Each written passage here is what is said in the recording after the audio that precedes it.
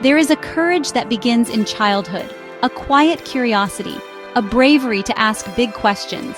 For Marianne Williamson, born in Houston in 1952, this courage was the air she breathed. Raised in a home where ideas and justice mattered, she learned early to question the status quo. Her father, an immigration lawyer, and her mother, a homemaker, fostered a life where the inner world was as important as the outer.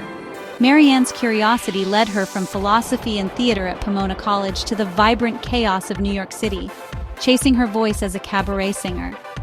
The city exposed her to both ambition and pain, deepening her search for healing, not just for herself, but for the world around her.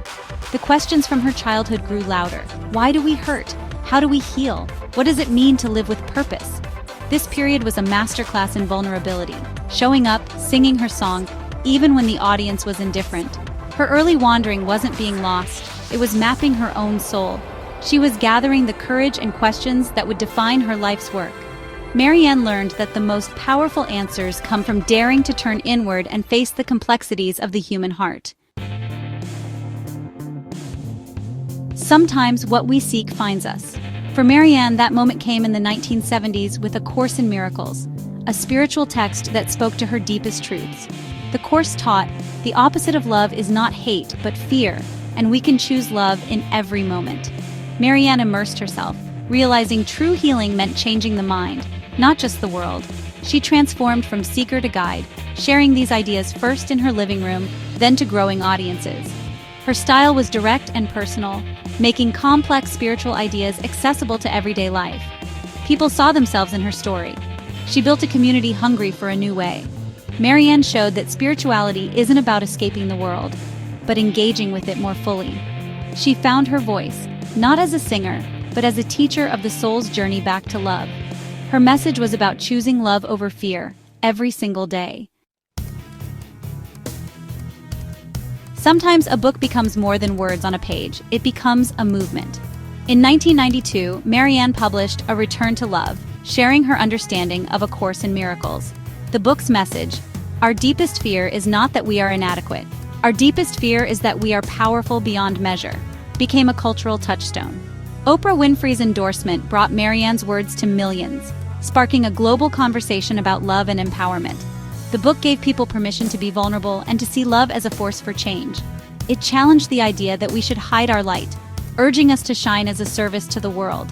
Marianne used her platform to act, founding Project Angel Food to deliver meals to people with AIDS. Her message, love, is not passive, it's an active verb. She showed up for people in their darkest hours, choosing compassion over judgment. Her book became a movement, and she led with courageous action. Marianne's work proved that words can spark real change. She turned personal healing into collective action. Love, for her, was always about showing up. For Marianne, moving from spiritual teacher to political candidate wasn't a leap. It was a natural next step. She saw that personal and collective wounds were deeply connected. Her campaigns for Congress and the presidency brought her message of love and healing into the political arena. Marianne argued that politics should address root causes, a lack of love and compassion, not just symptoms like inequality and violence. She called for a politics of the heart, moral and spiritual renewal, a Department of Peace, and reparations as acts of national healing. Her vision was a shift from fear-based to love-based leadership.